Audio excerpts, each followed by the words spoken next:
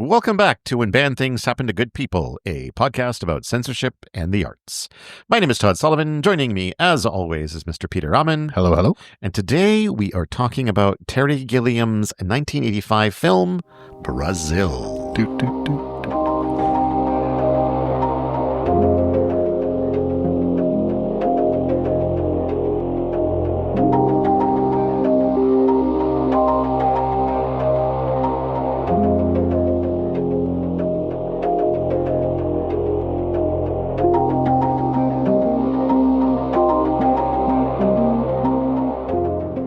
Yeah, so we've read some pretty bleak Books, complex dystopian stuff worlds. recently, and I think we both kind of felt like we needed a bit of a break from that. Yeah, but not too much. Not too much of a break. We wouldn't want to get too far from that. Yeah.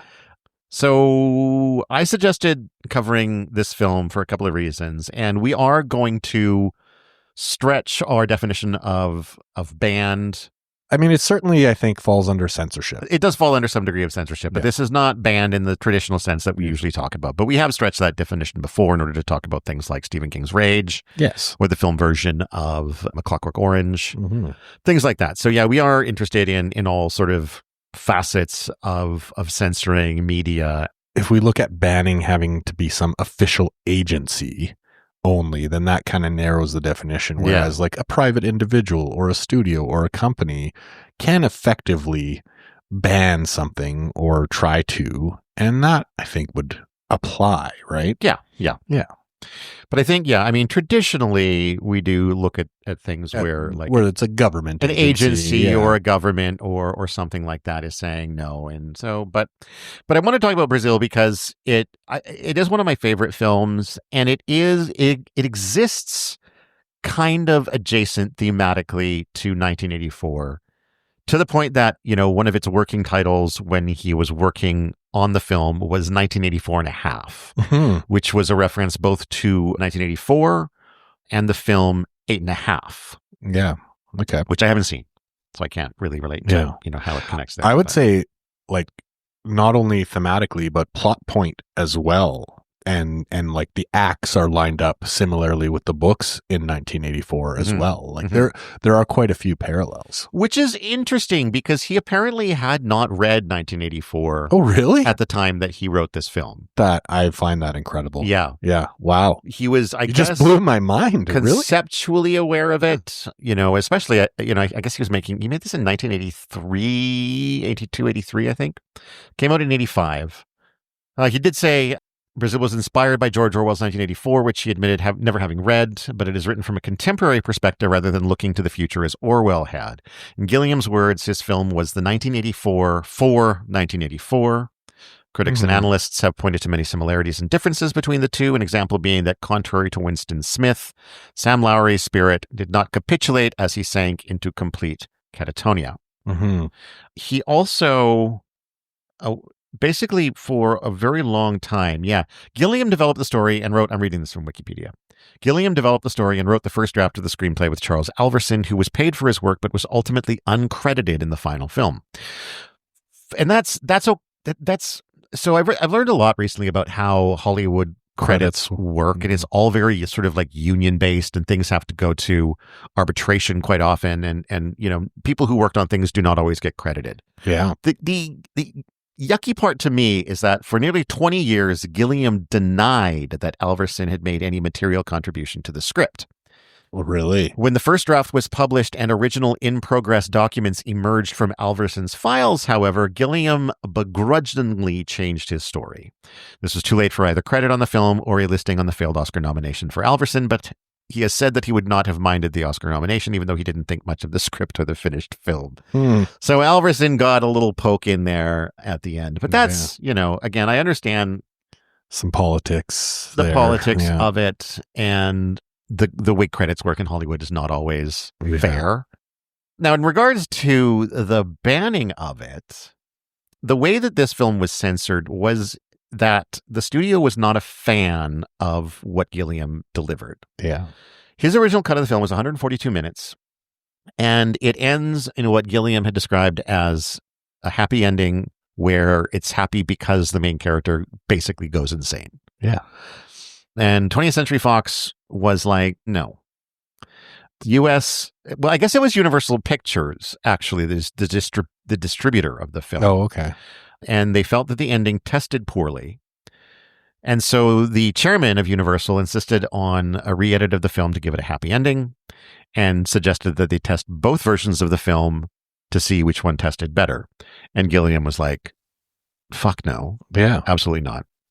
But at one point, there were two different editing teams working on the film. You had Gilliam's and then you had Universal's. And there was this lengthy delay with the film not being released. And at one point, Gilliam even took out a full-page ad in Variety magazine that says something like, hey, Sid Sheinberg, why won't you release my film, Brazil? And then what ended up happening, and I kind of love that this is how it worked, Gilliam was doing these private screenings of his version of the film to friends and, most importantly, to critics. Yeah. And so he ended up getting nominations for Best Picture, Best Screenplay, and Best Director at the Los Angeles Film Critics Association in 1984-85 for a film that hadn't been released. And that created interest in the film. Yeah. And that interest created pressure on the studio to release it. The correct version. Well, or to just release any version. What it is actually a slightly trimmed down version. It's been cut down by about 10 minutes compared to the director's cut. So that was the U.S. version. The original U.S. version was a 132-minute cut that was supervised by Gilliam. Gilliam's director's cut was 142 minutes. Okay. And I remember the first time I watched the director's cut, which was on my Criterion edition of Brazil, the two scenes that stood out to me that I had not previously seen were right after Sam gets arrested and pulled from the bed. And so before he wakes up in the torture room, in the original cut, it basically cuts from him being arrested to waking up in the torture room. In the director's cut, though, there's two scenes where he's being processed and he's talking to all of these different sort of legal experts and he's hearing the list of his crimes being read out to him. Which devolves into like an insurance scam. Right? Yeah. You could do this, or, you can buy insurance or whatever. And then there's another scene where Helpman, dressed as Santa Claus, shows up in his prison. And we get the confirmation in that scene that the character of Jill has died. Granted, none of this is probably making sense if you're not familiar with the film because we haven't talked about the movie, but those two scenes were the ones that were definitely added in the director's cut that weren't there in the original. And now, of course, we have the director's cut. If you get the film from Criterion, you can see what is called the Love Conquers All version, which is a 94-minute cut. That was what the studio put together. Which is quite different. Which is wildly different. We also watched that so we could talk a little bit about the differences in them and just sort of have a bit more of an informed perspective on the studio interference. And like for me, the only version that I could find, just kind of searching it up, was the director's cut. Yeah. So that US kind of trimmed down cut wasn't an option. So yeah, if you don't have the kind of Criterion Collection version, that's not widely out there either. So yeah, I'm assuming in most... I don't even know if anybody else is putting out Brazil on DVD or Blu-ray other than Criterion, but I would imagine by now that the director's cut is sort of out there at all. I imagine most editions would probably have it. Yeah. And I don't see why anybody would want to get... It's not like Star Wars where there's this fantasy that people had. And actually, speaking of Star Wars, do you hear that recently down in, I think, LA, they screened George Lucas's personal print of the original 1977 version of Star Wars that hasn't been seen or available, and apparently was garbage. Yeah. Like, people have this weird fantasy memory of how good it was, and it's not. Yeah. It's not. And not to say that, like, all of the changes that Lucas has made over the years add up to a better thing. Yeah. But certainly some amount of the cleanup he's done, I think, has been worthwhile. Anyway, Brazil. Well, let's talk a little bit more about the studio kind of machinations here. Sure. Right. So we've talked, there's the original kind of US trimmed version. The studio still not happy with that. Right. So re-edited down to this 94-minute Love Conquers All version. Right. And, we talked a little bit that it's wildly changed, but I think the other component is that they've taken out a lot of other components of the story. So like there's multiple little subplots and kind of fun things happening in this world. And those are kind of basically all just taken right out. Yeah. You don't get any of that. Or if you do get a little snippet of it, it makes no sense whatsoever because you have no idea what that was all about, right? So it really does streamline, yes, but it also robs a lot of that world and the zaniness that really is in that longer cut that makes it kind of such a fun movie in light of the, kind of darker material. Yeah. Is all these little zany kind of sub things happening, I would almost go so far as to say like a lot of them are bordering on absurd. Yeah. And I feel like, the 94-minute version does not drift into the absurd anywhere near as much, if at all. Yeah. Maybe that one paper scene. Yeah. But for the most part, it has a fairly streamlined, direct narrative of this bureaucrat who sort of stumbles upon his dream girl and tries to pursue her. Yeah, and is basically able to and runs into a bit of trouble, but they get out of it. Yeah, and they destroy, they bring down the entire Ministry of Information building. But well, let's get into it as far as the extended cut or the director's cut. Let's talk about what the film is about. Yeah. Right? It's basically, it's a dystopian world where you have this character of Sam Lowry who works at the Ministry of Information. He works, I don't remember which department. Records. And in 1984, in a 1984-esque fashion, the Ministry of Information is essentially about it's about information, but not in the traditional sense, right? Yeah. You have, that one obscuring information sometimes, or retrieving information via torture, right? Yeah. The information retrieval different branch, department, information retrieval is considered, but it is a sub branch, I think, of the Ministry of Information still. But they're all about sort of extracting information via torture, and the way that this world is set up, which is very sort of, I guess, maybe capitalistic as well. Mm-hmm. It's designed so that like you are responsible for the cost of your own torture. Yeah. Right. Which sounds like it's ridiculous, but it also sounds like something that would not be out of the realm of possibility to be pitched by Donald Trump. Yeah. Donald Trump being a man who likes to make sure that his economy is making money as much as possible, even if it's by tariffing other countries with tariffs that are tariffing terror. Yeah. But like he doesn't have a problem with tariffs affecting his own constituents because they're the ones who pay for the tariffs he puts on these things coming in. So why not charge people for their interrogation? And so Sam is this bureaucrat, and he has this kind of rich internal fantasy life. Yes. Where he fantasizes of himself as this heroic figure. And he's a winged heroic figure who is flying and soaring above the world, right? And this majestic hero.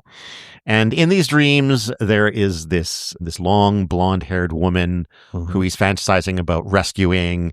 She's always being dragged away by these ugly little monster mutant people. And then one day, when he's on his way to work, he sees the face of this woman that he's been dreaming of on the security monitors, and he's like, "Oh my God!" Then she disappears, and he's like, "Oh, was that just my imagination? My subconscious bleeding through?" Or but now there's this idea here. There's this thought here of her, and as the story goes on, he realizes she's a real person. He's pursuing her. Yeah. Against the backdrop of this dystopian world. Where there appear to be regular abductions and terrorist attacks. And these terrorist attacks, they're very reminiscent to me of the sort of bombings that were going on in 1984. Yeah, like the rocket bombs. Yeah, where these things are happening, but society just kind of presses on. Yeah, didn't really slow anything down. There's this one scene in Brazil where, Sam is with his mother and a couple of his mother's friends at a restaurant, and this terrorist bomb goes up, and people are in the background screaming, and they're, charred corpses. And the maitre d' is bringing in like a little one of those a little screen, to you don't need to see this. But they keep continuing. They continue the dinner service, right? Yeah. And it's interesting because to an extent, it gives the sense of a character who is gradually trying to maybe realize that he's not, the world that he's a part of and the world that he is working within is not a good one. Yeah. And maybe he starts to kind of try to break out of that. But any of what he attempts to do kind of gets messed up. It doesn't work. Yeah. And it feels like I haven't watched this movie in probably at least 10 years. And I had a different perspective watching it this time. And it felt like there was this message of being a hero in your dreams is a lot easier than being a hero in reality. Oh, yeah. And just because you think you can be one may not go very well. Yeah. Well, and even if you have the intention or, if you have the right thought, you can still bungle things up pretty good, right? Yeah. And really the bungling, the situation that he and Jill being this female character that he thinks is the woman of his dreams, their whole situation ends up bungled entirely because of him. Yeah. The inciting incident, I guess, is a mistake on a arrest warrant for this Archibald Tuttle. Yes. But this misprint ends up making one of these arrest warrants say Buttle. Mm-hmm. And so the police go and they bust into Mr. Buttle's house and they arrest him and they drag him off for interrogation, for information retrieval. Turns out that obviously Mr. Buttle's heart condition did not show up in Mr. Tuttle's file. Yeah. So they didn't know it was there and they over-tortured him and now he's dead. That's right. Which causes a refund check. A refund check. He was overcharged for his torture. That's right. And now now the Ministry of Information has to get that check back. Yes. To the family somehow. Because again, the Department of Records gets stuck with the check and they're like, oh no, what are we doing? What are we going to do with the check? This is very much one of those trying to make sure the buck doesn't stop here. Yeah. Each department is trying to make sure somebody has to deal with the mistake. That's right. And it lands on records to address the problem. Nobody wants to deal with it. Yeah. But Sam seems confident that he can deal with it. Well, I think Sam's relationship to his boss is one where he's kind of allowed. Sam likes his job. Mm-hmm. Sam's job is very simple. Yeah, he likes it because it's not high pressure. It's not highly visible to, no chance of promotion. Yeah, that's right. He just wants to kind of chill and have his fantasies. Exactly. And that's it. Yeah. And his boss is pretty ineffectual. Mm-hmm. And kind of relies on him. And so, Sam is willing to help the boss out because it's that give and take, right? Yeah. Of you kind of let me do my thing, chill, and I'll help you out. Yeah. So he volunteers to bring the check back to Mrs. Buttle. Yep. I'm going to make the same mistakes. And when he does, that's when he first sees Jill. Jill was she's the upstairs neighbor. And apparently common police procedure is to drill a hole through the ceiling and have a couple officers drop through that, as well as smashing through windows and doors. The windows and the doors. Yeah. And we got to cover every single direction. That's right. Yeah. Surprised we didn't have somebody popping up through the floor as well. Exactly. Maybe that team was out sick. Yeah. So yeah, now he's seen this woman and, further confirmation that this fantasy woman is real. He tries to chase her down, but the neighborhood kids who have torched his car and taken the tires off of it. So he returns to work to try to use his access to the records at Ministry of Information to get more information on this woman, Jill. But he can't because his clearance or the records. The clearance, it's confidential. It's above his pay grade. Yeah. Coincidentally, he did recently get the offer of a promotion, which unfortunately his boss turned down on his behalf. Yes, because they're dynamic of their relationship, he was like, yeah, why would I ever want to be promoted? And they've had this discussion before, right? Yeah. I would turn it down, of course. Yeah. So the boss just sort of took care of that. Yes. And there is this fun little back and forth where like they're each kind of forging each other's signatures. Yeah. I wasn't sure. So there's a scene when the check is about to be like returned and he needs his boss to sign it. But the boss has recently just gotten angry and slammed his fist on the desk and injured himself. And the boss sort of whines about how like, oh, I think I've broken a bone. Can you sign for me? And on this viewing, I wasn't 100% sure if the boss was actually that injured or if he was trying to avoid any contact with this check. Yeah. I think like on the off chance that anything about this came back to bite him in the ass, I think he didn't want...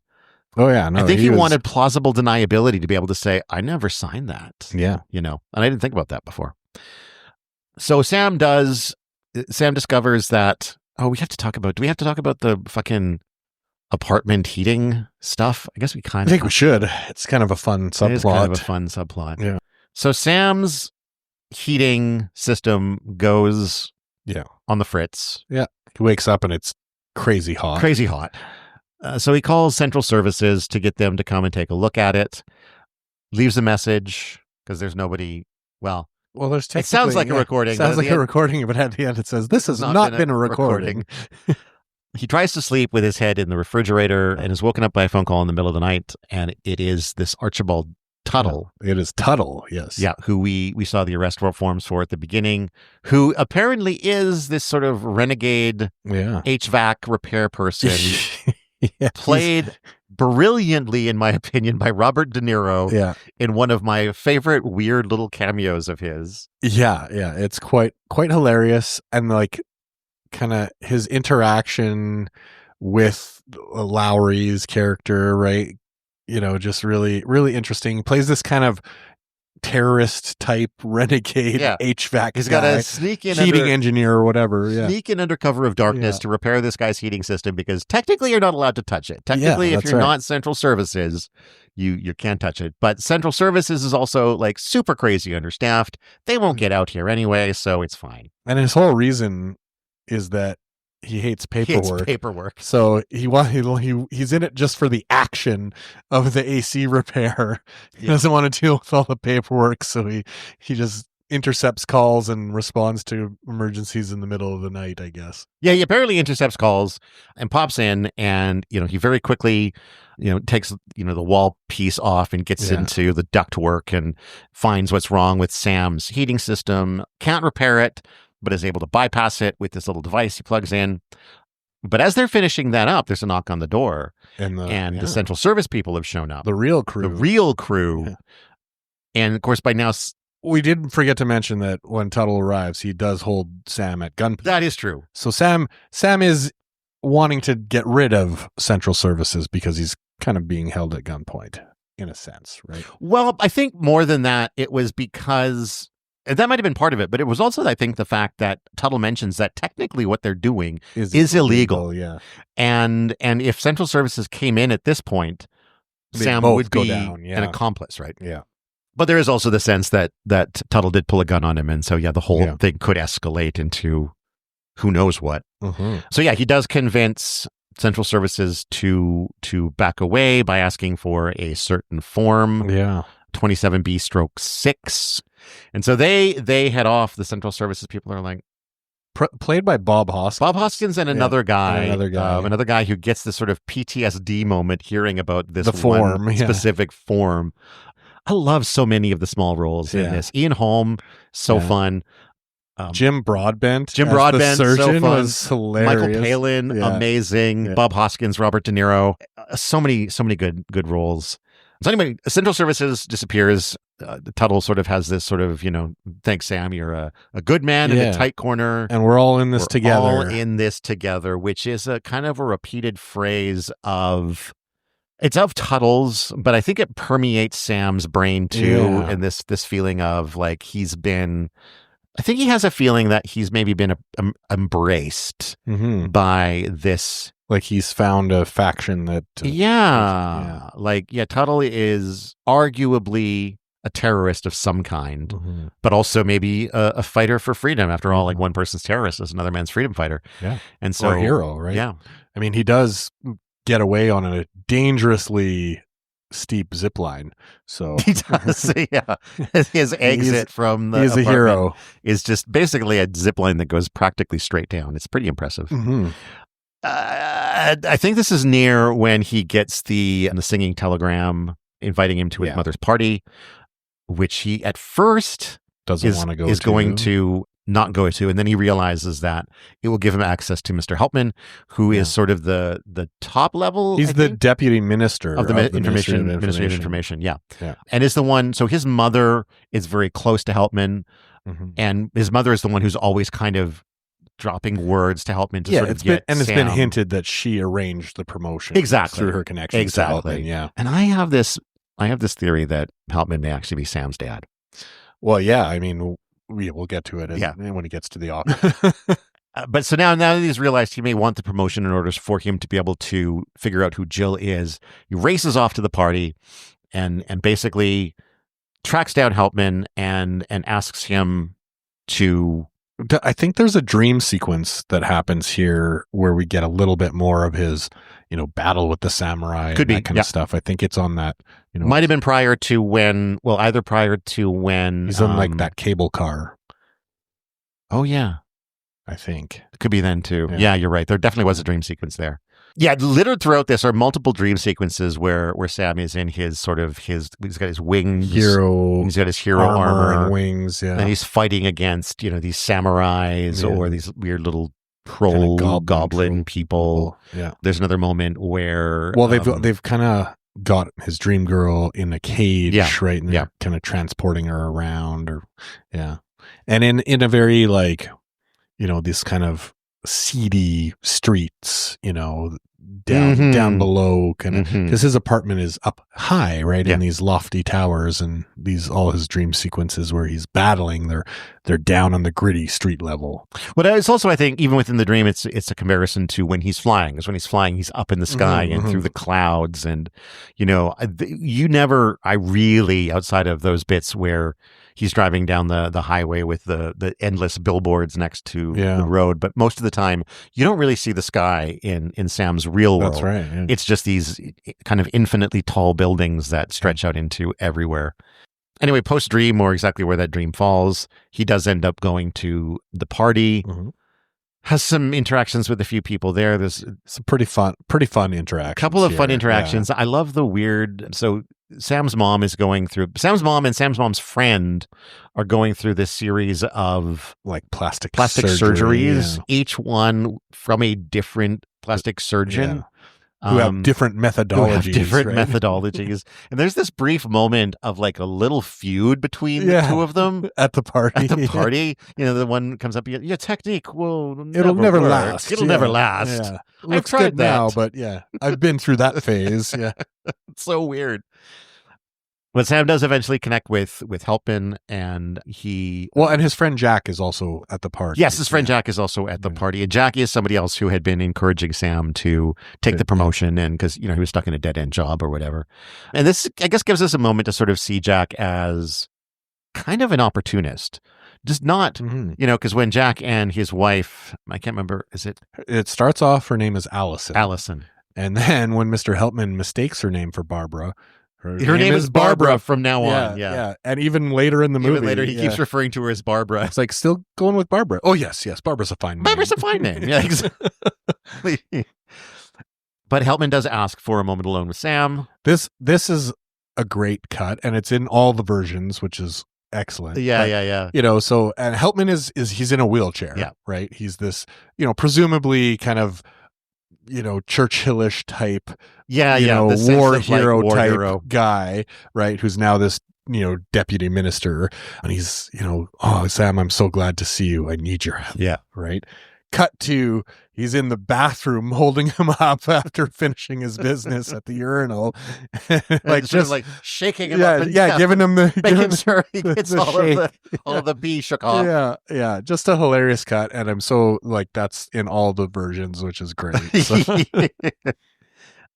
And then they have a moment there. Kind of a heart-to-heart, right? Yeah, reminiscing a little bit about Sam's dad and helping saying, like, I knew your dad. He always... Well, he says they were very, very close, right? Yeah. He always sort of wanted me. I'm sure he would have wanted me to help you. Yeah. And he talks about how he kind of speaks to his dad every day at the office, sort of keeps his name alive. And he says, "Here I am, J.H." Yeah. Writes it on the powder of the countertop. Yeah. And then blows it away. And at that, in this conversation, Sam is like, I would like to come on board the information retrieval if it's not too late. Yeah. And basically he welcomes him aboard. Yeah. Sam starts his job at retrieval, and the pacing is very different between these two kind of worlds. From it does start out slow though when he reports to the lobby, and the lobby is to like the attendant, who I don't know who played the attendant there. I didn't catch that, but just played brilliantly. Yeah. And robbed from some of the other versions, I think. But a lot of his scenes for sure. Some great lines from him, like when Sam shows up and like the guy behind the desk, when Sam is asking him questions, sort of like, and he's like, well, wait, I can't tell you that, or whatever. Yeah. Or he's like, do you need to see my ID? And he's like, no, sir. Yeah. But I could be anyone. He's like, nope. No, you couldn't. You could be you. Yeah. We are information retrieval. Yeah. We know who you are. Yeah. And it's that sense that like the reason that the lobby is so efficient is that they already know everything about anyone who's going to come in and ask them anything, so they can just deal with it immediately. Yeah. It's a little... I do find there's a later scene where he's trying to like contact Mr. Helpman, right? And he's asking him questions. He's like, yeah, I can't tell you that, or like whatever. And he's like, oh, I suppose you can't tell me this or whatever. And he's like, oh, good to see that the intelligence of our officers is good, or something like that, right? Where he just gives him like this total backhanded. Yeah, it's nice to see that the Ministry of Information is continuing to hire only the best and brightest. The best and brightest, yeah. And it's just hilarious. And then during the shootout scene in the lobby, how he's playing with the monitor, and like, it's so silly. Yeah, like it's just a great little cameo, brilliant little kind of addition to the movie. But yeah, so he gets to kind of his new office, or the floor where his new office is, and starts out real quiet. Yep. And then gets pretty fast paced. Yeah, he is introduced to, I guess, there's a morning briefing for everybody there that involves a very hectic walk and talk between sort of the manager and all of the staff, as the manager is like, yes, no, yes, tell them maybe. In triplicate. Pay those invoices. And meanwhile, in the midst of all of this, he's welcoming Sam to the job, telling him how great he's going to find it. And, here's your very own door. Yeah. Behind that, your very own office. Yeah. And here is your very own badge. Yeah. DZ/015. Yes, how exciting. And then when he enters into the office, it's very clear that this office was once larger. Yeah. And they've just like, one wall is like the concrete of the original office, and then the other wall is just this like metal sheet that has been like drilled into the wall to the point that like there's a poster that's hanging, been cut you in can only half. see half of it. Yeah. So they didn't even bother redecorating. They just jammed this thing. Even like the desk, really. Yeah. Like one half of the desk pokes out from the wall, and the other half of the desk pokes out on the other side of the wall. Yeah. So each side is like pulling on an edge of the desk to maximize the amount of desk they have. The guy and this happens pretty quickly, where the guy in the other office starts to kind of slide it over, and books are falling as it slides out into the other half. Yeah. And so when Sam goes over to his neighbor's office to try to like stop this desk theft, discovers that he has a computer, which he does not have in his office. And since access to the computer is what he was looking for in order to track down Jill, he's like, "Oh, can I borrow your computer?" And Mr. Lime, who is his next door compatriot, was like, no, that's mine. Yeah. But I am something of a computer expert. Yeah, he's a whiz on the computer. Which by now we have learned that Sam is, right? Yes, Sam's used to the Sam's, computers. He was definitely sort of one of the better, one that his boss always turned to when he was having computer help. So Sam is reluctant to let Lime take a crack at it, but Lime isn't going to physically blocks him access in this narrow little office. And then is promptly like, well, actually, first of all, he's like, "Oh, sod it, it's broken." Yeah. And Sam's like, "You haven't turned it on yet." Yeah. So he turns it on, and Lime sort of taps a couple of things on the keyboard. Like one key at a time, very one slowly, finger typing, yeah. And then he's like, "You're making me nervous. Quit hovering. Go back to your office. I'll call you when I'm done." Yeah. And so Sam goes back to his office to wait. Where I think he has another little. I think there may be another little dream sequence here. He wakes from that, goes over to the other office to see sort of how things are progressing. Yeah. And not great. He basically is given back, I think, given the exact same sheet that he gave Lime in the first place. Like, here's the details to start with. Yeah. And then Lime just gives him back the same thing. Yeah. And he's like, you couldn't get any more than this? And Lime pretty vague. I think it's like name, occupation, height or something. And Lime tries to pretend this is an intentional thing by being like, don't want to go too fast with some like women. This, you don't want to go too fast. And taps his nose like he's some kind of player. So Sam just sort of pushes past him and finally sits down on the computer. And within like 10 seconds. Well, and we see the difference between Sam typing. Right. He's like, clack, clack, clack, clack, clack, and he gets a printout right away. And it's like, okay, I've got, the office where I need to go to get more records or, right away. And he's off. And so one weird thing about the interaction with the computers in this world is that everybody is using them one-handed. Yes. And I'm trying to picture what kind of a keyboard that would be. Yeah. Well, it's like an old school typewriter keyboard, right? So it's like tiered. So the keys are on multiple levels. Yep. And the other funny thing is like there are all these tiny screens and each computer has a magnifying glass instead of a larger screen. Instead of just having a larger screen, right? It's probably easier to roll those out. I guess. Easier to upgrade your monitor. Like, hey, I want a 19-inch monitor, so I'll just buy a bigger 19-inch magnifier. So much easier. Why didn't we think of that? But he gets ultimately Sam gets the information he's looking for of like where to go to get more information. Yeah. So he's off on a mission to information retrieval higher up. Yeah. The 50th floor or something in a particular office 5001 and particular retrieval officer, which when he first enters, it becomes clear that this is where the actual information retrieval takes place because we're hearing. Well, we don't hear it at first. We just hear the typing away as someone is doing a transcript of something. And as we get a shot of the transcript. Yeah, Sam kind of like leans in. He leans in to see what she's typing. And it's all like, I can't stand it. Please no. Yeah. And it's, when she takes off the part of the headset to like ask him, like, can I help you? Yeah, you can hear the screaming in the going on. Yeah. And so, she's basically transcribing somebody's torture session as they're. And this is also very humorous because she's like, oh, I think he'll be done shortly now, right? And like we hear even more screaming. And then the office that you can kind of see through. Yeah, the light changes and he comes, we don't know who yet, but the guy comes out of the torture chamber. He's like, I knew it. I knew he was about to break. I know that sound these days. So he's told he can go in. And when he does, we learn that this particular officer is the character of Jack. Yeah. That we met earlier. Great friend. Good friend. Who we met in the lobby that day and who had been encouraging him to take on other work. Yeah. Or not take on other work, to get, take the promotion. And here he's trying to find out more information on Jill and some amount of the what's really going on with all of this kind of gets spilled to Sam, but also to us if we've been having difficulty kind of keeping up with everything. Yeah, there's some exposition here about the Tuttle-Buttle, and I think this is where we find out that his heart couldn't. This is where we find out about the heart condition. Yeah, we found out previously that he had died, but not the specifics about the heart condition. And like why there was kind of a refund and it was a bit of a mess. Yeah. And how part of really the core of the mess isn't the fact that he died. It's the fact that nobody wants to take responsibility for the mistake. Well, because all these departments, right, you can't make a mistake. Exactly. Or that we don't make mistakes. So it's always shove it under the carpet or pass it to some other department or whatever, right? But there is a pointed moment in the conversation with Jack where Sam was like, oh, you killed Buttle. And Jack is like, no, I did not know about the heart condition and I took him on good faith. It was them that killed him by not advising me of this thing that I couldn't. It was another department's issue. Exactly. Yeah. No guilt around the fact that this person died. Well, when you're working torture, it's a clock in, clock out type job, right? So pretty cut and dry. Exactly.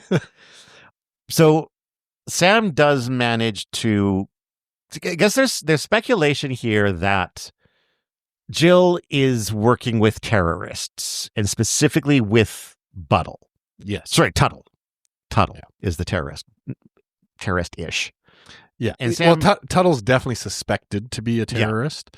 Now that, so what was happening in the background is Jill, the dream woman, she's trying to find out what happened, I think. To Buttle. Well, she knows it was a mistake. And so she's been going to these different ministry offices saying, hey, like, I'm filling out these forms and trying to figure out what happened, trying to seek some justice and some help for Mrs. Buttle, Mrs. Buttle is kind of catatonic herself. And I think it's possible at that point in time, Jill doesn't even know that Buttle is dead. Just she's just trying to, doesn't know why. kind of figure it out and try and help her neighbor out. Like, actually being a friendly, compassionate neighbor.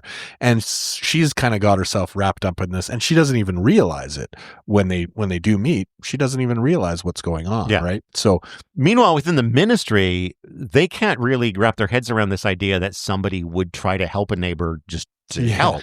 Yeah. So part of the conversation there is like human kindness. Yeah. Like, what? Some of the assumption is that she's trying to bring light to this situation because it makes the ministry look bad. Yes. Which it is just kind of a side effect of the actual thing that she's doing, which is trying to get to the truth.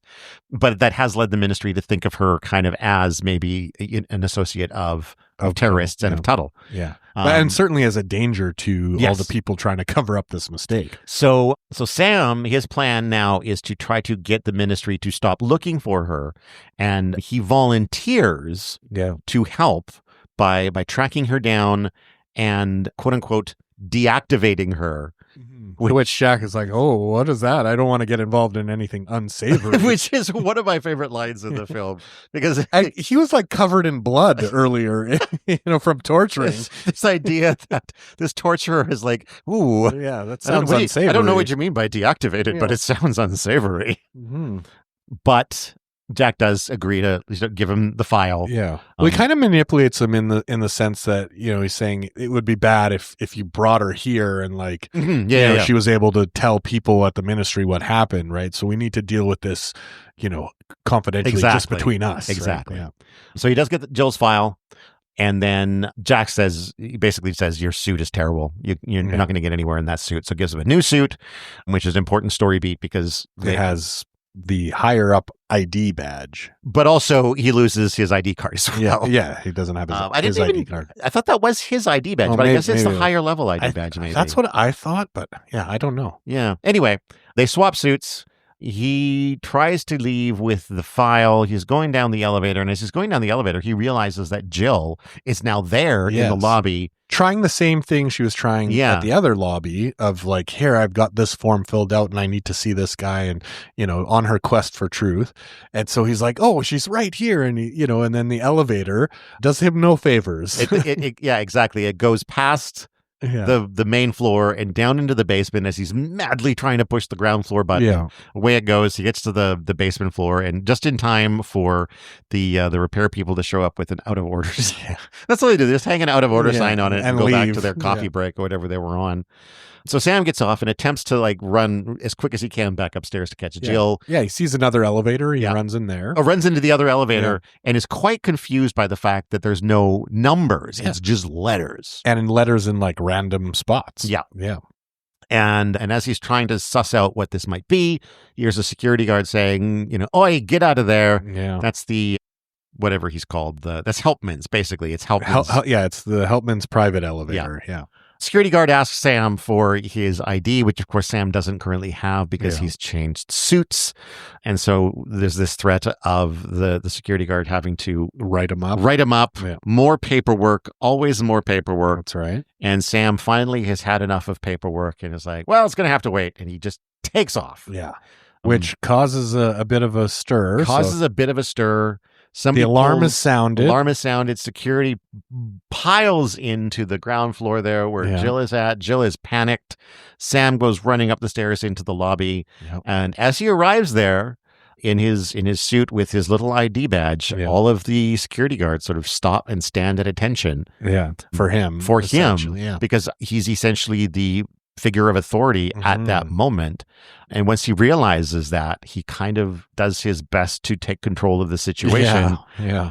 In a very slapsticky type way. Yeah. I really like his fumbling, bumbling confidence scheme kind of thing happening a lot of here. Nice work, everyone. Good job. Yes, I'll be sure to I'll put you in my report. Include your fine work in my reports, and I will be taking custody of the female now. We'll be on our way, and And so, takes Jill by the arm, escorts her. And she's kind of goes along with it, but a little struggling a grudgingly. bit. Yeah. But I think, she sees this as an opportunity to get out of whatever the fuck was about to happen. And so, they get outside, and she's basically pulls free and is just heading to her. Well, this is another one of the just little funny slapstick moments that occur throughout this movie.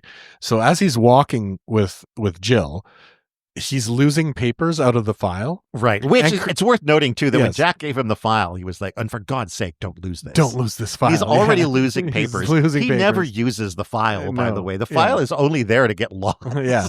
But so there's, the way this city is set up, there's all these little, kind of tubes that are, keep your city tidy, scattered all over, right? Anyway, so this kind of, snobby lady is... takes offense to the papers flying about. And pick up after yourself. Don't you see the signs? And so he's kind of like torn between chasing the girl or the guilt of leaving the papers behind. So he tries to kind of pick some up, and her little dog is nipping at him, and he's what's going on? And she gets away and starts her truck, and then kind of comes by, and it's just this funny little interaction with all these kind of characters out of nowhere and papers flying everywhere, and then the guy using like the oxygen machine in the background, like, what are you guys doing? Just hilarious little stuff there. And the moment of the dog too, with close up of the dog, you see the little as he turns around, he's got a cross of tape on his butt. As the truck drives by, though, with Jill, Sam manages to grab a hold and climb his way in. Vaguely heroically. Yeah, not just, in his dreams anymore. Though she promptly slams on the brakes in front of the ministry that they just came out of. Yeah. Well, he's climbed into the cab with her. He's climbed into the cab. Yeah. Yeah. And he wants her to get going again because now they're looking suspicious. And I think the guards were already maybe a little bit concerned about the paper. Yeah, like the guards, when he left with her, the guards kind of gave each other a bit of a look, right? And then when the truck stops, they start slowly kind of coming down the stairs towards the truck, to which Sam is kind of starting to get panicky, right? And trying to get her to go and saying different things. And eventually he pretends that he's, got a gun or whatever and starts yelling at her about being arrested or, something like that. And so eventually she starts going just as the guards kind of get really close to the truck. Yeah. And the guards, I think they see like some of the papers flying around. They see like... I think they do pick up, one of the pieces of paper like wanted. from the Jill's file, and they might see that she's wanted or something. As they take off, Sam does kind of begin to reveal why he's there. This whole sort of like, I'm in love with you. I mean... Well, he does a real like... Just a weird job of explaining what's going on. Very weird job. I've been dreaming about you. What? No, not like that. I'm in love with you. In my dream. In my dream, though. Like, it's just such a weird way of explaining it. Like this is where the funny kind of bumbling of the situation starts to really happen with Sam just kind of not really being able to say the right thing or anything like that. And she plays along a little bit in order to maybe, get a bit of an upper hand. Actually, you're quite the sexy guy. Yeah. Sit back. Let me get a good look at you. So he sort of, sits back in the cab and she opens the door and kicks him out. Yeah. But Mr. Athletic, he's not one to give up. Yeah, he somehow gets kicked out, but still stays on the truck. Yeah, he shows up in the back window with a little piece of paper that says, "Trust me." Yeah, he somehow had a chance to write out "Trust me" in block letters on this paper. And then, there's always probably the last sheet from the file. Probably. And then she does, a couple of like big turns, try to shake him off. So he pops up on the window on the driver's side, and she. Still with the trust me sign. Still with the trust me sign. She pulls down like this little shade and then tries to shake him off again. Then he comes down from the top. Yes. And writes, "I love you." Across the windscreen. She slams on the brakes and he goes flying over the hood of the car. And then she's kind of like, wait a minute. And then this moment of maybe guilt on her part that she might have run him over. So, she does stop the truck and she sort of sits there for a moment and is That his head kind of pops up over the hood of the truck. And so she gets out, and he's She's just like, what is this? Just hung on for dear life on the front. And so she decides to let him come back in. I think just she feels bad. The absurdity of it and the fact that she didn't actually kill him, I think she just kind of breaks and starts laughing about the whole situation. And I guess decides to kind of, fine, I'll, hear him out. I'll hear you out. Exactly. Yeah. So they drive out straight to the department store. No, they They go out to the power plant. Plant. Yes. To drop off something, or pick up a load. Pick up a load, which is a house. Or a mini house. A mini house. And then also a small Christmas present. Yes. And then which he thinks is a bomb. He does think it's a bomb, and that's because there have been a number of apparently terrorist attacks, explosions up until now. And he does have in the back of his mind that she could potentially be a terrorist. So when she gets in the truck with the package and they're driving away. Sorry, that just reminds me of a funny thing as they're driving. So after she kind of runs him over and they have this conversation, in the truck on the way to the power plant, she asks him like, well, how many terrorists do you know? Like actual terrorists. In real life. And he kind of stammers a bit and he's like, it's my first day. Well, it is my first day. And she just laughs. Like it's which is pretty funny. Like give me some time. It's give me some time. I'm day. sure they're out there somewhere. Yeah. But he does sort of, worry about the package. Yeah. And he's like, well, because she does pick it up, in a way, a little bit of a clandestine type way. Yeah. And he's like, what's in this? And she's like, well, open it. And he's like, no, that's fine. I'd probably wreck the wrapping. I won't open it. And then they do get to the department store. Yes. Where she is apparently looking to drop this off. Mm-hmm. And they get into a little bit of an argument about trusting each other. Yeah. He reveals that he does think that, it's a bomb. Let me open it. And she's like, no. And they have a little bit of a fight over the package. Yeah, a bit of a tussle. And then we have the mother's friend show up with the daughter that, I guess we haven't really talked about the fact that they're trying to set Sam up with this daughter. Yeah. So his mother and her friend, who are seeing the opposite plastic surgeons, his mother's friend has a daughter named Shirley, and they've been trying to kind of set them up a little bit. Who at the party, Shirley was like, I don't like you either. I don't really like you either. And which was also a brilliant little cameo kind of thing. She was so good with her, like just the micro expressions she was able to. And she has these great huge braces and things, and just like, There was this bit when they were at dinner earlier where she had apparently been coached to offer him salt at some point in the dinner. And she just gets it wrong every single time. Like as soon as he sits down, she's like, salt? Yeah. He's like, no, dear, just a little later. Wait, her mother's kind of coaching her.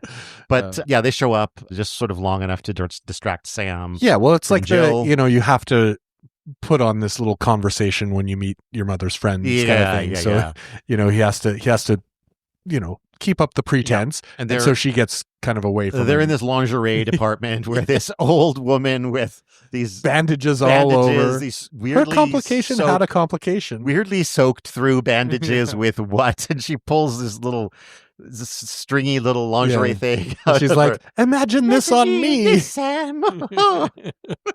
And then there's an explosion that goes off. Yes. Right?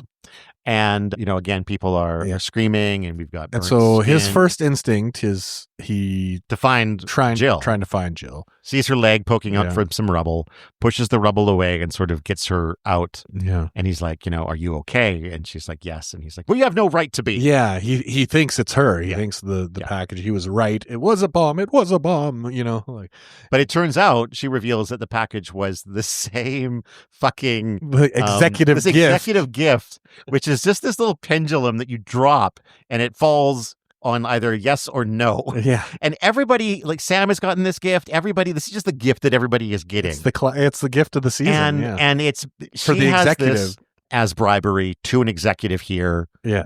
And that's all she was doing. She was just bribing an executive. It wasn't a bomb. I mean, obviously there was a bomb from somewhere. It wasn't her though. It wasn't her. And what she says now is like, now get up and like help me help people. Yeah. And he does. Yeah, He does. because she actually has some human kindness. Exactly. Yeah. And so as they start to sort of try to help people in the bombing, the authorities show up, the police start kind of manhandling Jill. Yeah. Well, as well as the victims. Like, as well as the victims. They're not there to help. Well, no, which is that's weird. not. Well, yeah, in their defense, it's hard to tell who's a victim and who's not in a case like that. Yeah. I mean, I guess you can maybe start by assuming the people who are on, charred skin are maybe victims, but you don't want to jump to conclusions. But yeah, somebody helping one of the victims must be a criminal, right? So Sam has his first kind of moment of attempting to be heroic in the real world. And he picks up a mannequin arm as like a weapon. Oh, as a weapon. And as he does this, one of the security guards turns to him and becomes, in Sam's mind, this kind of evil samurai. This evil samurai that he had fantasized about. And as he kind of rushes to attack the samurai, he just gets clunked on the head. Another guard, kind of. He just gets knocked out. So hits him with the butt of a gun. His initial attempt at heroics were not fantastic. Yeah. He wakes up. But he tried. He tried. That is true.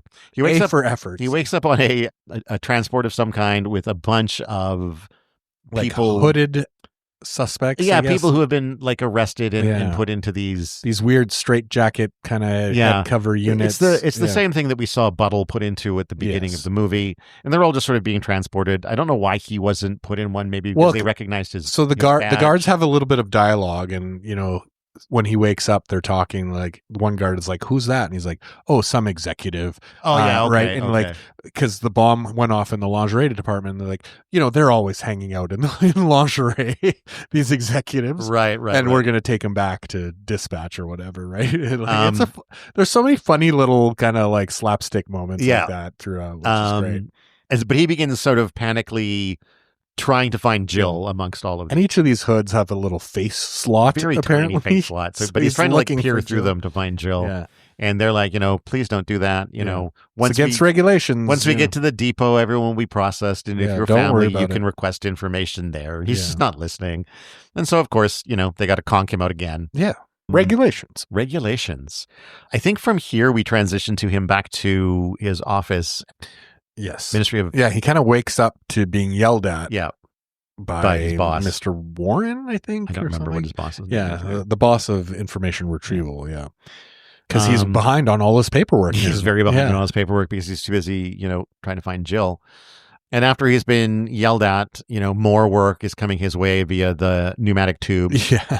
And he gets so annoyed with the pneumatic tubes that he basically gets a chunk He rips another piece of tubing. Yeah. And connects this one pneumatic tube to the other. So it's the in tube to the out tube. And it's just this endless cycle of one going to the other, which... But the pressure starts to build up. And it explodes. Yeah. But outside. Outside. Yeah. Well, there's a little burst of concrete or dust, whatever, concrete dust. Yeah, it's raining down on him. But once he goes out into the hall, you see all of these pieces of paperwork. That's right. The infinite paperwork of the ministry is just kind of raining flying down out of this everywhere. Ruptured pipe. Yeah. Kind of a moment of joy on his face as he's brought an end to the relentless paperwork. Probably not going to be a lot of arrests today, right? Probably not. Where does it go from here? He goes to see Jack again. And Jack is just kind of leaving for the day. So, he's kind of talking to him about you don't think she has anything to do with this, right? And he's telling Jack, she's innocent. She's innocent. She's not a terrorist. She's not working with Tuttle. And they're kind of, he's leaving, walk down the hallway and down the elevator. And they get outside the building and Jack is kind of like, listen, we've been friends for a long time, right? Haven't we, Sam? And he leans in, hopefully. Thinking there's going to be, And he's like, just stay away from me until this blows over and takes off, So, and then he's kind of on his own. So quite sad. He returns home. I think we may have missed one of the moments that the repair people came back. Anyway, the repair people are back at his apartment here at this point. Yeah. Ripped out. Earlier they came back and ripped everything apart, his whole apartment. Now his place is frozen. Yeah. They're in these some kind of breathing suits. Yeah. And they've seized ownership of his apartment. Yeah. This is no longer his apartment. But they have the paperwork. So they can give him his receipt. Yeah. All of the paperwork has been signed. Yeah. And as he's sort of left to be what do I do now? Yeah, they kind of push him back out the door and shut it in his face kind of thing. And Tuttle shows up. Tuttle is there, yeah. Tuttle to the rescue. Yeah. And he's like, Yeah. He pulls off one of the panels outside. Yeah. And he detaches a pipe from one thing and attaches a pipe from another Well, he thing. detaches one pipe and is like, here, hold this. Hold this. And it's obviously, it's like the shit tube, Yeah. right? And then he pulls off the other pipe, which is the oxygen pipe, I think. Yeah, the air Swaps tube, them around. which is like, why you even have those two systems running beside each other with the same type of hose? But anyway, yeah, he swaps them and like hits the valve, and then we cut to, and he also gives Sam this little periscope looking device so he can kind of spy in the window at what's happening in his apartment. And so we see, which is another hilarious little scene, right? We see these suits fill up with shit, and the guy's like, "What's that smell?" You know, and Sam's just watching, all gleefully at these guys getting filled up with shit, to the point that their little costumes or their little till they explode and spatter shit on the window. Yeah. To which Sam says, "Oh shit!" Yeah, and we hear another, we're all in it together. Kid. That's right. Yeah, and then Jill shows up. Yeah. There's a brief sort of conversation between them about how did you find me? Are you okay? Blah, blah, blah, blah, blah. They're about to have a kissing moment. And then Tuttle interrupts. And, gives him a thumbs up and then does another zip line crazy away. Steep zip line away.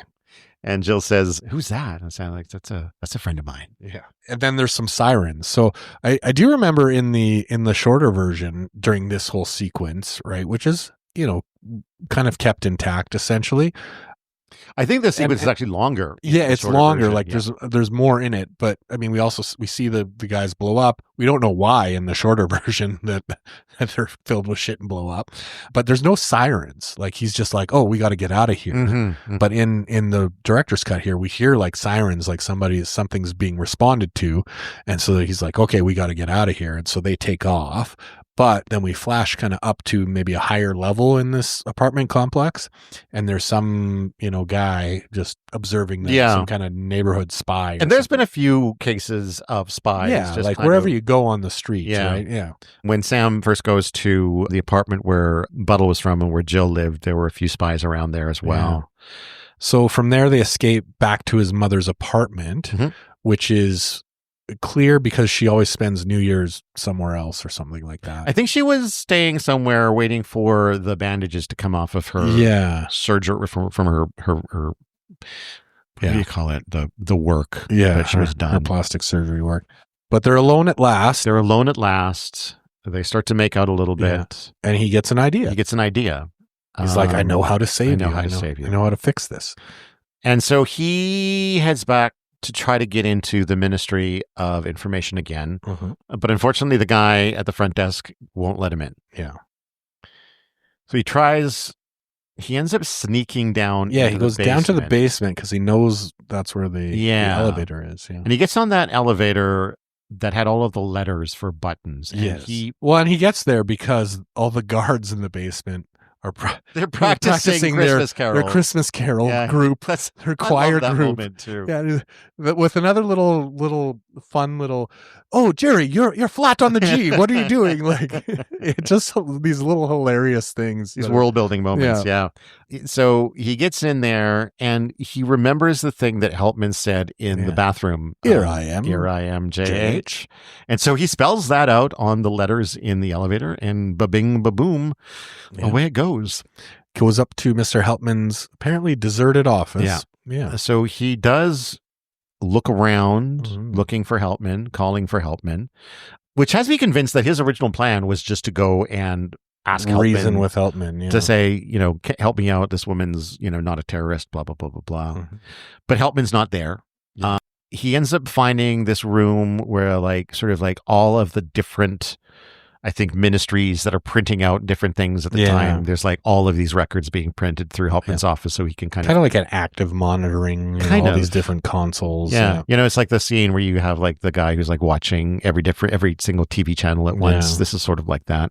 And as he's looking at these things, Sam sort of gets an idea. Yeah. And kind of sees something in a printout that makes him pause and he starts sort of typing away at this computer. We don't know at first what he's doing, but, types away. And then we see him return back to his mother's house, has a chance to sort of look around. Doesn't seem like Jill's there at first. Yeah. Until he goes into the bedroom where Jill has apparently found his mother's wig. This long blonde wig. Yeah.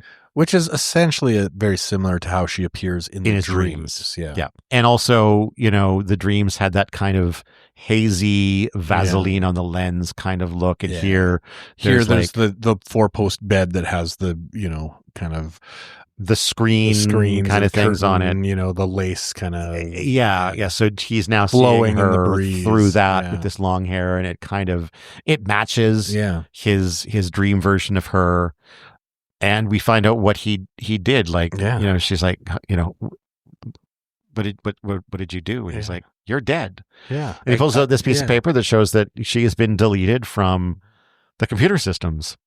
I guess the idea being that if she's dead, they won't be looking for her anymore. That's right. Yeah. It's not a bad plan. Which really leads to one of the greatest lines in the movie. So after he says, you're dead, and she leans in close and, well, care for a bit of necrophilia. To which he cheers and jumps into the bed, and they kiss, and they, it cuts to like a top view as like the netting or whatever around the bed sort of swirls together and closes up. I think there's a few cuts to some of the dream sequence there as well. And then they wake up in the morning. Yep. Or sorry, he wakes up in the morning and she's not there. The wig is there. And there's this maybe moment of, did she leave me? But then he looks over and she's just sort of perched on the bed with... kind of naked, wrapped in a ribbon. Yep. And, he's like, what are you doing? He's like, well, I've got you a gift for an executive. So he sort of tugs on the ribbon and unleashes it. Unwraps her. And she crawls underneath the sheets, and they play around under the sheets for a moment, and there's a moment of almost like, oh my God, are we going to have a happy ending? Yeah. When suddenly the police... The same cutout in the ceiling, drops down. And the pole drops through, and people smash through the windows and smash through the door. Yeah. And the authorities are like grabbing Sam and pulling him away and putting him And he's like, no, she's dead. She's dead. She's dead. You can't get her. She's already dead. And as they throw him in one of those sort of straitjackety things, we hear a bunch of gunshots. A bunch of guns go off, presumably killing Jill. Yeah. Sam sort of wakes up being processed. Yeah. So he's kind of in this room, and it starts out with you want to get a loan so you can pay for your torture, right? And you want to kind of give in, and you want to get a good rate, and on the loan, and then it kind of slowly devolves into like they're reading some of the charges, and they're like, the list of charges in this if you're getting a loan, you might want to think about insurance on the loan, and like it devolves into like kind of this like life insurance scheme by the end, where they're just kind of pitching him these products, and he's and he's kind of in and out of it, right? Kind of passing in and out. The list of charges is maybe one of my favorite moments, because it does call back to some of the earlier jokes. Destroying like a personal transporter, and like the personnel transporters, multiple personnel transporters, blowing up the tube, like all this. So many callbacks. But there's a few moments of like different people talking to him about like him being processed through this experience. And then there's a moment of him sort of sitting in a holding cell with Helpman. Helpman shows up dressed as Santa, which is a little bit weird. Well, it's been like the holiday season. It has been Christmas through all of this. Yeah. Nonetheless, you get context for Helpman being in the Santa Claus suit at the end of the scene, but like just starting there is it's surreal, and I appreciate that. Yeah. And it's a padded cell too. It is a padded cell. It's not like a regular prison cell. It's a padded room. And so, Sam is asking for Helpman's help, and he's like, I'm doing all I can. Yeah. Don't hold out too long. It's best for you to give in quickly. Sam sort of asks about Jill, and Helpman is like, unfortunately, she was shot, killed. Avoiding arrest or something. And funny thing, apparently she died twice. Yeah. Which drives home the fact that she is dead, and it's not just Helpman reading like what the computer system saying that she's dead, because like it happened the one time that Sam put the computer system through, and then it happened again when she was shot, and they tried to put it through again. And then when the Helpman's leaving, you find out that like, he's off to the orphanage. Orphanage. Which, again, there's this interesting thing going on in this film where like none of the people who are bad are really cognizant of their how bad they are. badness. Yeah, They're just ordinary people trying to. they're just workers. They're right? just workers. They're just doing their They're job. just doing Even their though job. the job is bad, outside of that, they're a Right. regular person. Exactly. Yeah. Jack has kids. Triplets. That was one of my favorite jokes in the film too. Like, say hi to the twins for me. Yeah. He's like, triplets. Oh, how time flies. Yeah. It's like, that's not how twins and triplets work. Yeah. Doesn't matter. Yeah. And then Jack's line too when Sam goes to see him at his office and one of the kids is there, and Sam says, one of the triplets, and Jack says, I think so. Yeah. It's like, you don't even know. Well, and he keeps getting her name wrong too, yeah. of his own daughter. At this point, Sam has his sort of detained hood pulled off of him. That's right, yeah. In this massive sort of torture auditorium.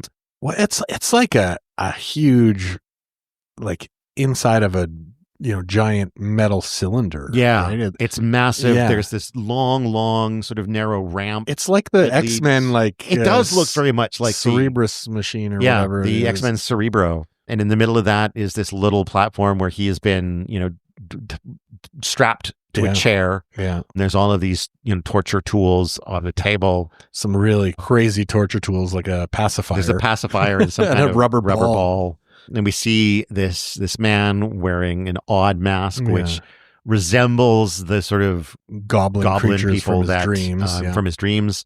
This fellow starts sort of, approaching Sam across the walkway. And when he gets about halfway there, he sort of stops, looks back, looks around. When he gets close enough where he would be able to recognize who's sitting there. He has this moment of like, really? Is this what we're doing? And then Sam picks up on that and is like, Jack? It's Jack. Jack, is that you? Yeah. And Jack is, initially when he first gets there, it's like he's a little stressed out about this. It's not what he wanted. Yeah. And Sam is like, help me. Can't you do something? Can't you help me? And to which, Jack is kind of like, well, I wish I could, I can't. And then at the end, I mean, Jack is kind of like, almost like, how could you do this to me? Because it's like I have to do my job. Why would you do this to me? Why would you put me in this situation? It's just kind of a hilarious thing.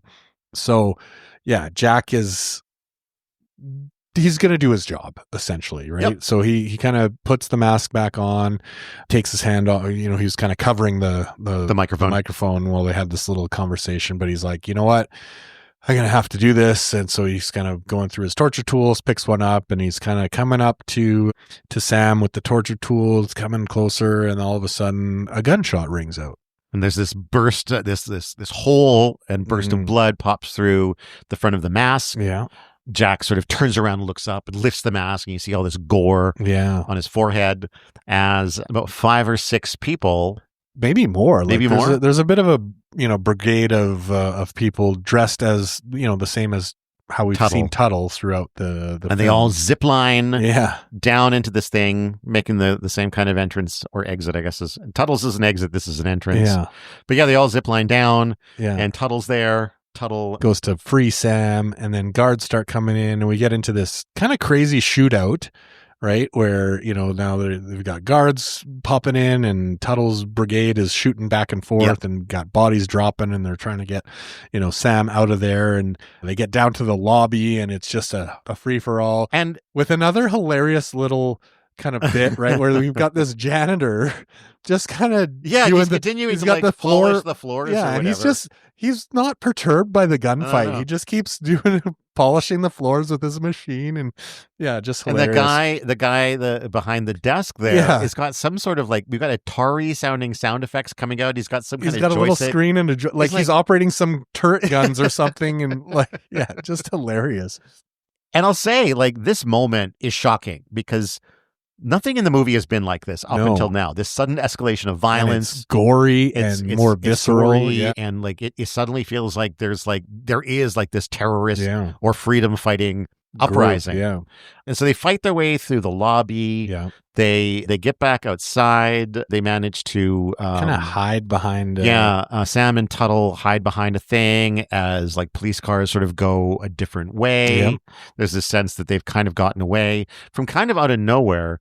Tuttle pulls out like one of those like old-fashioned plunger things for explosives, yeah. And sort of basically motions towards it And Sam's like, for me, for Sam to do.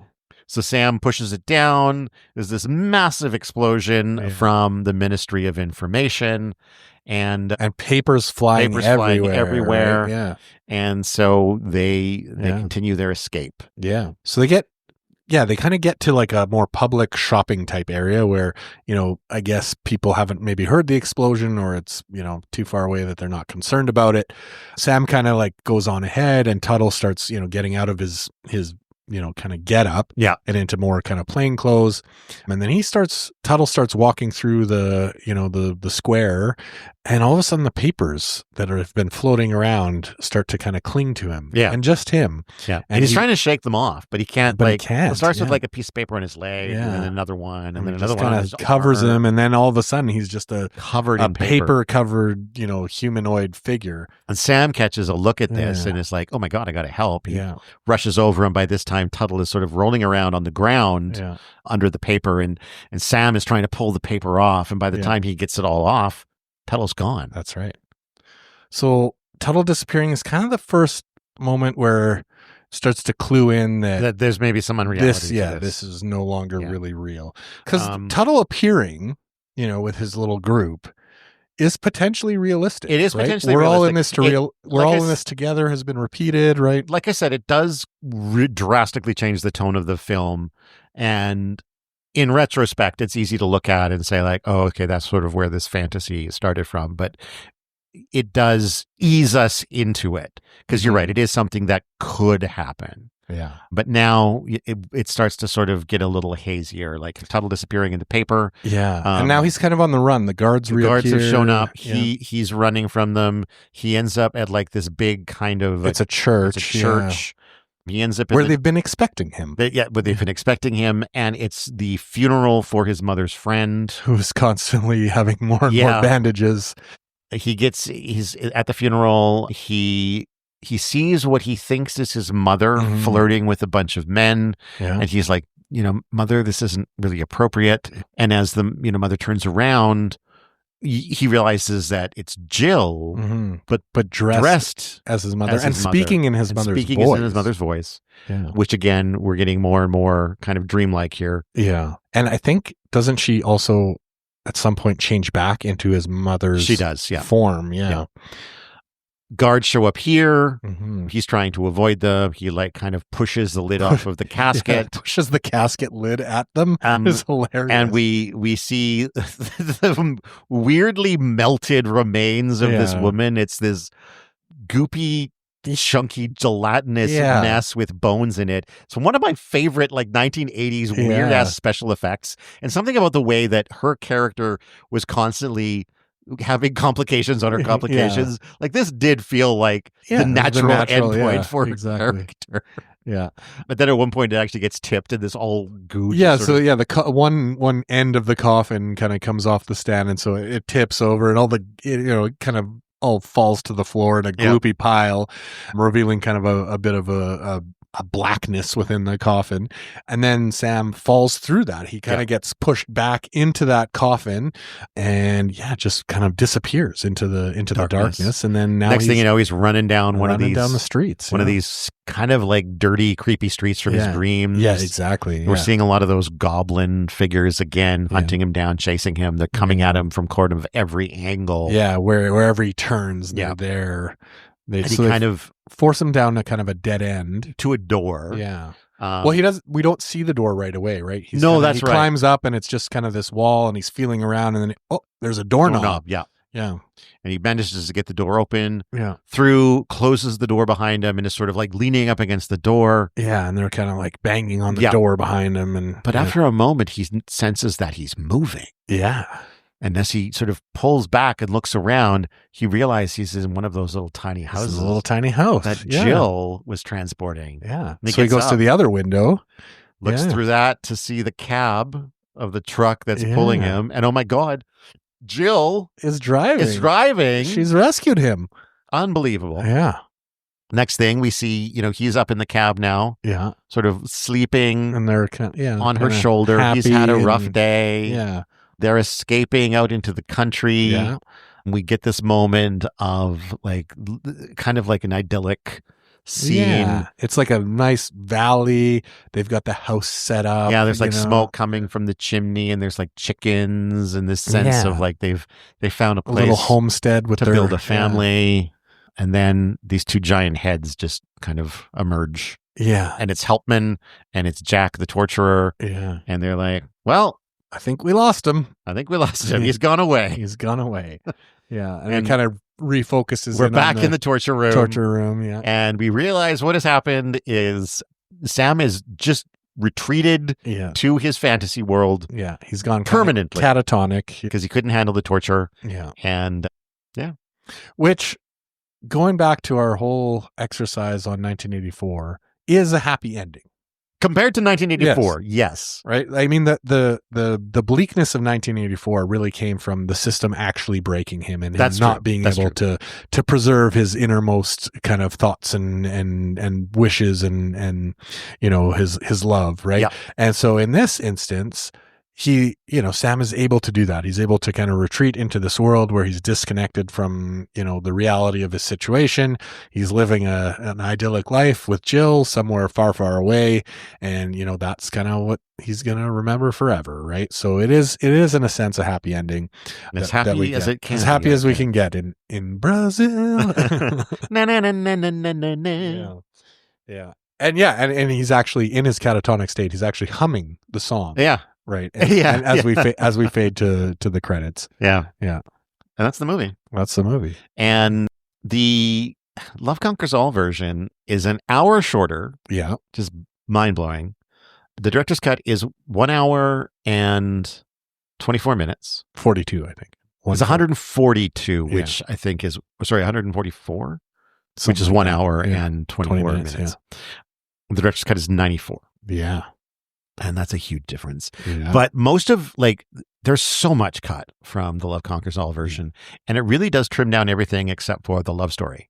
Yeah. Because that was the goal of that version of the film, was to make it a more traditional Hollywood style film about a guy who sees a woman, goes after her, fights the system, and prevails. Yeah. So a good chunk of the dream sequence at the end is cut. They have Tuttle and his army come in, save him, they blow up the thing. Yeah. And then from Tuttle does still get in disappeared by paperwork, which doesn't really make a lot of sense. And then from there, it just cuts straight to him driving away with Jill. Yeah. And there's some extra footage of them in their little homestead. Yeah. And then I think the final moments are like him and her flying together in his fantasy kind of world. Back in the dream. But there really weren't too many dream sequences that were kept. A lot of...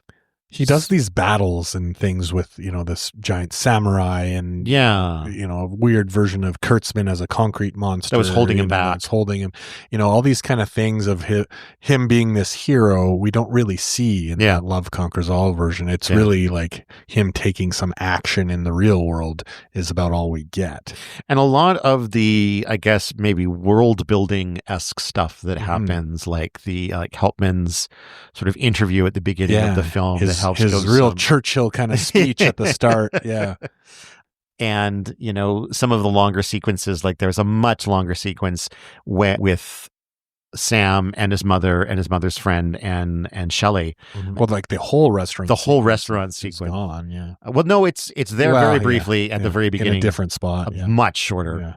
And so, but again, it's about streamlining the all story. The central services kind of stuff. A lot of the central services is gone. Yeah. The very, very weird singing telegram is not there. It's missing so much. And I think, interestingly enough, I think for what they were trying to do with it, I think it was mostly successful. Yeah. I'm not going to say it was good. No. Because especially when you're comparing it to Brazil, which I think is a fantastic film. But I think, they were successful. And it's a really interesting example of how editorial changes can completely change a film. Yeah. So, if anyone's interested in how, how choices that are made in editing or music and alternate takes. Yeah, music too. The lot of the music has changed. A lot of the music is missing quite often. Yeah. Comparing these is certainly informative. Yeah. But if you're only going to watch one, do watch the director's cut. I mean, a lot of the things, one of my thoughts around this was that this movie is the answer to the question, what if we took 1984 and made it a slapstick British comedy? Right? Like that really is basically what it is, To a large extent. And all the little whimsical, not all, but almost all the little whimsical kind of things that are in this movie, there's at the power plant, there's guys in radiation suits playing volleyball. Yep. The guards doing their Christmas carols, and that's why they don't see, Sam sneaking by. Just the little asides with characters and things, and the little cameos. A lot of that is just completely gone. And that's really what makes the movie. If it was just this dystopian world where, this kind of stuff happens, it wouldn't be quite as compelling without some of that little kind of, almost not normal, but it makes the world feel more normal and less dangerous in a sense to have these little moments of kind of funny human interaction. It gives the world more depth, I think is what it is. It feels more real. Yeah. Right. And the silliness that the subject matter needs to kind of, let us watch it without investing too much into like a horror thriller type scenario. Yeah, it takes the edge off some of the bleakness that 1984 failed to do, because it's just bleak. Yeah. Yeah, so I'm grateful that Gilliam managed to get his version of the film out into the world. Yeah. I mean, I would say if that if the edited like Love Conquers All version was the only version that's out there, I mean, this film would probably not be talked about at all. No. Right? Well, or barely, right? Yeah. I mean, it just doesn't have the... I think it would be talked about to some extent. I think the production design, I think the costuming, I think the cinematography, I think those still hold up in the Love Conquers All version. I think you lose the story, obviously. Mm-hmm. But even some of the ducting and some of that world building cinematography, the dream sequences, I mean, you lose a lot of that as well, right? But I still think, if the Love Conquers All version had been all that was out there, what you would hear, well, first of all, you would know that it's not what Terry Gilliam wanted, because he would have been fucking everywhere to say, like, this isn't the movie I made, blah, blah, blah, blah, blah. So I think the assessment of it would be, it's a good looking film. It's got some good performances, good production design. It's too bad we never saw the original, what Gilliam's plan vision for it was, because what we got, looks very, very good, but is ultimately just kind of a pretty ordinary film. Pretty bland, kind of fare for the time in Hollywood. Yeah. Yeah. But it is, like, if you're familiar with Gilliam's work at all, it does very much look like a Gilliam film, a lot of very sort of wide angle lenses. I learned that apparently the 14 millimeter that he used on this film, and apparently a lot in later films, has been nicknamed the Gilliam. Oh, really? By cinematographers because of just how much he's used it. Interesting. Yeah, and I think I do think it's a visually quite a stunning movie, especially later in his director's cut with the dream sequences, where all of a sudden we get these dark scenes and then colorful scenes, and it is very much like an overwhelming to the senses type feel, where eventually you really understand that this is just a vivid dream, and that's presented really, really well visually. Overall thoughts on the film? So, again, I think I go back to the Love Conquers All version. I probably, would have not paid it much heed. Yeah. But I really enjoyed the full director's cut. I mean, I grew up watching a few kind of British comedies, and I love that kind of dry slapstick where it's, everyone's taking it very seriously, but it's just a hilarious scenario, and the back and forth, the witticisms in the dialogue are just, kind of very sly and dry, but brilliantly done. And I mean, I laughed out loud quite a bit in the director's cut versus, the Love Conquers All. There was a couple things, right? We still got the iconic line of care for a bit of necrophilia. But I mean, a lot of the real kind of humor that came out of nowhere was gone. And so, yeah, for the director's cut, I really, really enjoyed, especially coming off of reading 1984, right? Like being ready for a world like that, but seeing it done in such a funny, humorous kind of way with that kind of dry British witticism. I just really, really enjoyed it. It was definitely, kind of the right thing to watch after reading 1984, because you're ready for that world, but then just the humor of it and the silliness and the, like every place he goes, there's just ducting everywhere, right? Like it's this huge thing in this world. I just thought it was really, really well done. The story held together quite well. Like, even though it was zany and silly, like it really, you get what's happening, and the plot actually does kind of hold together in this world. And yeah, I mean, it just, the casting was superb, great performances, and the cameos, the little parts were brilliantly done for the most part, right? Like just the perfect person in that role. Absolutely. So, absolutely. Yeah. I mean, I would say this is, pretty highly rated. I would probably go like a 4.5 burnt out personnel transporters out of 5 for this, like just I think really, really well put together, like a complete vision of a film fully realized, and hilarious, as well as dark, as well as, kind of bureaucratic and like just, going through the motions of society for no reason. And, all these kind of elements of it just, I don't know, all fit together perfectly. Yeah. How about you? I think I said earlier that I haven't seen this film in a very long time, and I went into it a little bit trepidatious because sometimes things might not age. Yeah, when I go back to things I haven't seen in a long time, I'm sometimes like, maybe I'm a little embarrassed that I like that as much as I did, but I think it holds up really well. And I think my take on it is that it's more complex now than I would have given it credit for when I first watched it. Mm-hmm. I'm going to go with 5 information retrieval refunds out of 5. That's a lot of problem checks to deal with. That's a lot of problem checks to deal with, for sure. But it's worth it. I think it's worth it. I am a pretty big fan of Terry Gilliam's films. I know, maybe he's, as a man, not as fantastic lately. I don't love that thing about him denying the credit to that writer for so many years. And I think he's maybe put his foot in his mouth over a couple of Me Too related issues. But I think a lot of his films really stand out. This and Fear and Loathing in Las Vegas and 12 Monkeys. Yeah. Fucking great. Yeah. Yeah. So 5. Awesome. Out of 5. I mean, can't get better than that. Can't get better than that. Yeah. Coming up in a couple of weeks, we're returning to novels. We're going back to school. Yeah. We're going to do something kind of for back to school. We are reading The Perks of Being a Wallflower. Yeah. I haven't read it before, so I'm looking forward to reading it. Until then, we've got, as always, all of our media on blahblahblahmedia.com, BLAHBLAHBLAH media.com. You can listen to the podcast there. There's links to Buy Me a Coffee. There's links to Patreon. Yeah, and get some merch. There's links to merch. I really do intend to maybe shake up the merch a little bit. But still, I mean, the hats, shirts, and things are, there's lots of stuff great. there. Pricing, I got an email recently from Spreadshirt or whatever they're called, who does our merch, that some of the pricing was going to be going up and some of the pricing was going to be down on certain things because of the tariffs.